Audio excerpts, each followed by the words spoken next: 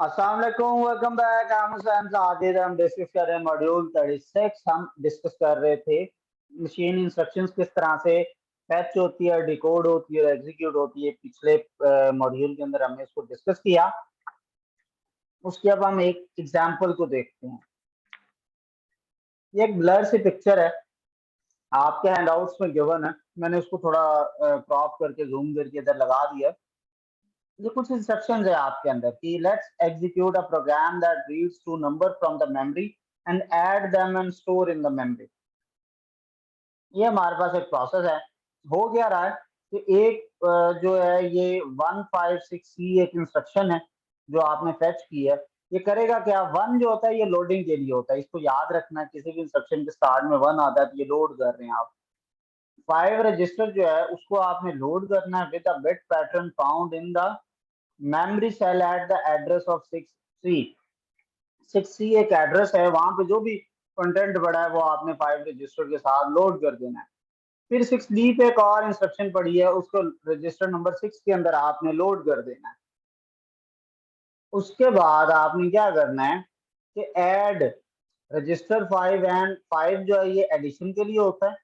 तो आपने ऐड करना है रजिस्टर नंबर 5 और रजिस्टर नंबर 6 पे जो भी पड़ा होगा।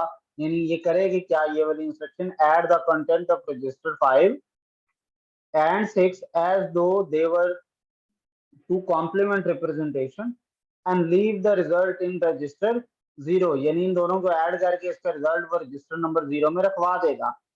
फिर ये 3 जो है ये स्टोर की इंस्ट्रक्शन है। So store the content of register 0 in the memory cell 6E। और फिर C000 जो है ये उसको हॉल्ट कर देगी, प्रोग्राम को बंद कर देगी। ये हमारे पास सीपीयू है। ये हमारे पास वो इंस्ट्रक्शंस हैं जो हमने इन मेमोरी सेल्स पे ले आए हैं। ये हमारे पास 4 इंस्ट्रक्शंस हैं। ये हमने इसको दो दो के साथ किया है। पहला जो है 15C वो इधर हमारे पास आया है इन दो वाले सेल्स के ऊपर। 16 6D जो है वो अगले दो पर आया है।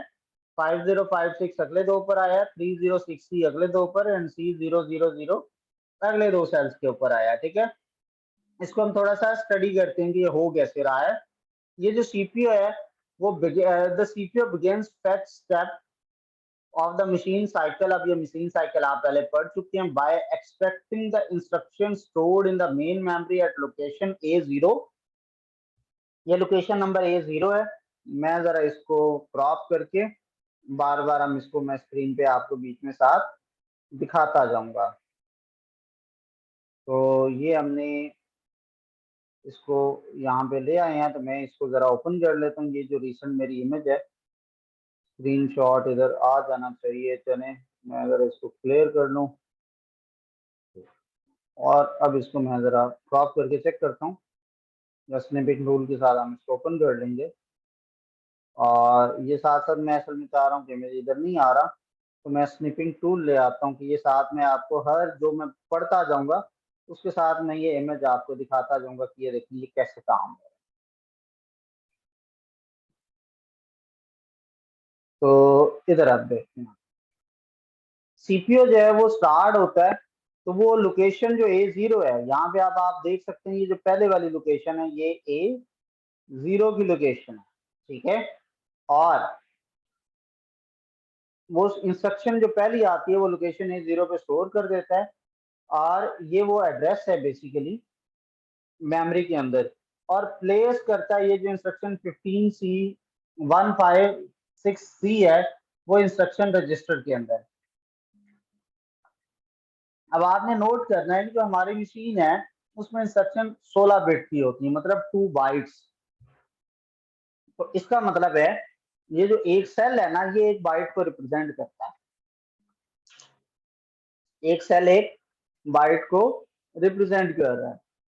तो जो इंटायर इंस्ट्रक्शन आपने फेच किया है वो memory cell at both address A0 A1 को वो ऑक्युपाई करेगा। एक सेल बेसिकली 1 बाइट को रिप्रेजेंट करता है, तो 2 बाइट है तो वो 2 सेल को ऑक्युपाई करेगा। तो ये जो पहली इंस्ट्रक्शन आती है 156C, ये A0 और A1 दो हमारे पास ये पहले जो दोनों हैं सेल्स इनको ये ऑक्युपाई कर लेगा। ठीक है, और इसको ये ऑक्युपाई कर लेंगे। और फिर इस तरह से अगली इंस्ट्रक्शन आएगी और वो अगले 2 सेल को ऑक्यूपाई कर लेगी। 16 6D 505 डी है, 5056 है, तो ये थर्ड इंस्ट्रक्शन है। ये हमारी फोर्थ इंस्ट्रक्शन है।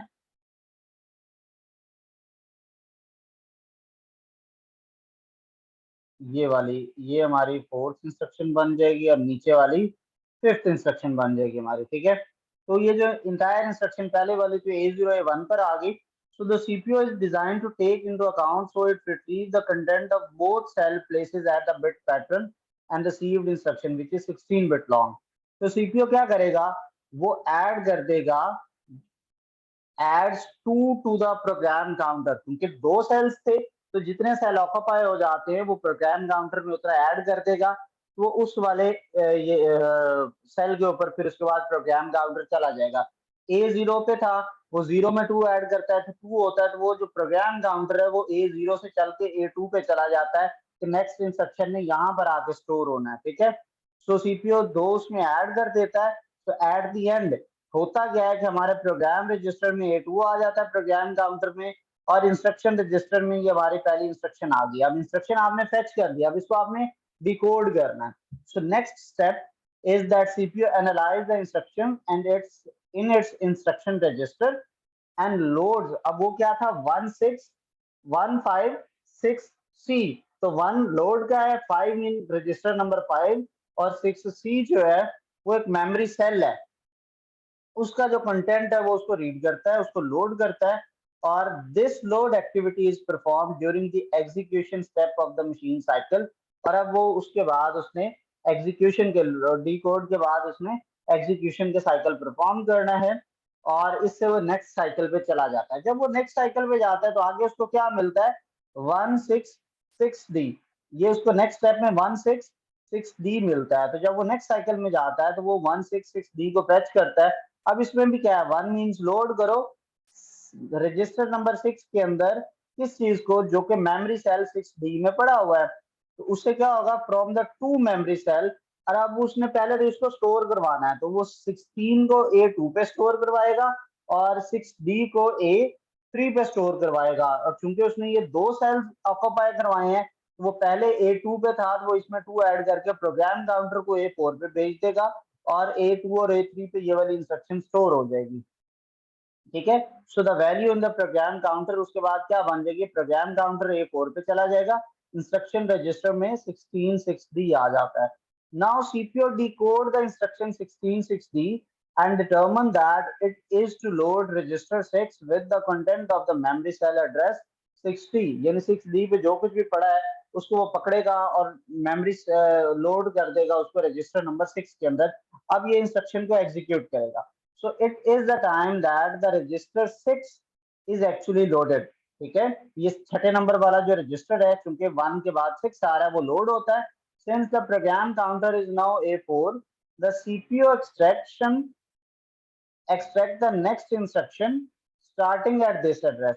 अब वो इस एड्रेस के बाद वाली जो इंस्ट्रक्शन है इससे स्टार्ट जो हो रही है उसको वो सीपीयू जो है वो एक्सपेक्ट करता है। और रिजल्ट क्या आता है कि जो इसका रिजल्ट आता है, the result is that the 5056 is placed in the instruction register. जब ये आ जाता है डिकोड हो जाता है तो नेक्स्ट वाला जो A4 के ऊपर पड़ी हुई है चीज वो उसको फेच करना स्टार्ट कर देगा। A4 पे क्या है 50, तो जब वो 50 पे है तो वो उसमें 2 सेल्स को फेच करना है, 5056 वाली इंस्ट्रक्शन फिर फेच हो जाएगी और वो उसके अंदर आ जाएगी। अब वो करेगा क्या, the result is that the 5056 is placed in instruction register and program counter is incremented to A6। क्योंकि 2 उसने सेल्स को फेच करना है तो प्रोग्राम काउंटर में उसने 2 ऐड कर देना, तो वो A4 से कहां पे चला जाएगा A6 पर।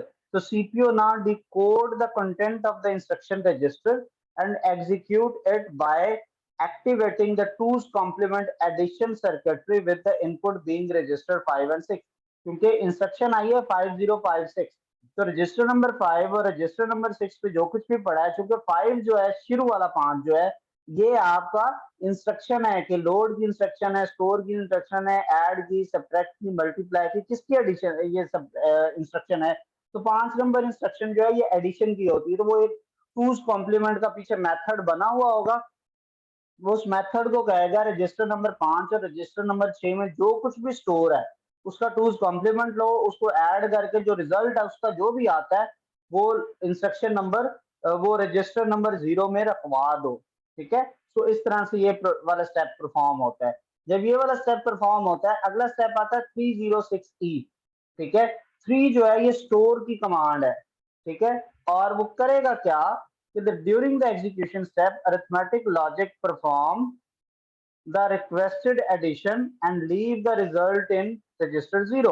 वो रजिस्टर 0 में रिजल्ट छोड़ देगा, यानी उसको एडिशन को परफॉर्म करने के बाद रिजल्ट जो है वो इंस्ट्रक्शन रजिस्टर नंबर 0 में रखवाएगा और कंट्रोल यूनिट को बताएगा कि मैंने ये वाले स्टेप कंप्लीट कर लिया। CPU then begin another machine cycle and once again the add of with the add of program counter. अब प्रोग्राम काउंटर आपने यहाँ पे पीछे देखा कि ये A6 पे चला गया है और A6 पे क्या स्टोर है 30। इसका मतलब है स्टोर करो जो कुछ 0 रजिस्टर में है और इससे अगली इंस्ट्रक्शन है कि ये वो डेस्टिनेशन है कि 0 रजिस्टर में जो कुछ पड़ा है उसको उठा के 6E में स्टोर कर दो। तो वो क्या करता है, तो वो इस 0 वाले से उठाता है। ठीक है, और उसको वो नेक्स्ट इंस्ट्रक्शन को पहले तो A6 से वो फेच करेगा। A6 से फेच हुई 306E। ठीक है, वो A6 के बाद प्रोग्राम काउंटर को A8 पे भेज देगा और वहां पर वो उसको इसको एग्जीक्यूट साथ करवाएगा। जब वो इस इंस्ट्रक्शन को डिकोड और एग्जीक्यूट करवाएगा तो यहाँ पर उसको बताया गया है 0 रजिस्टर पे जो कुछ पड़ा है उसको 6E वाली मेमोरी सेल के अंदर जाके सेव कर दो। तो ये जाएगा और वहां पर उसको सेव कर देगा। तो content of the instruction registers are now decoded as a halt instruction. अब वो A8 पे जब जाता है तो उसको ये इंस्ट्रक्शन मिलती है और वहां पर जो है वो इसका मतलब होता है कि वो इसको हॉल्ट कर दे। तो इससे जो होता है कि आपकी जो मशीन है वो स्टॉप कर देती है the executing step of the machine cycle and program is completed. Now CPU decode the, ये एक्स्ट्रा आ गई स्लाइड, ये अगेन मैंने शुरू वाली है, ये आपका मैं पहले ही बता चुका हूँ। तो अपना ढेर सारा ख्याल रखिएगा। ये लेफ्ट साइड में मेरा नंबर मेंशन है, कोई भी क्वेरी हो तो आप यहाँ पे मेरे से पूछ सकते हैं। इंशाल्लाह आपसे अगली वीडियो में फिर मुलाकात होगी। अल्लाह हाफिज।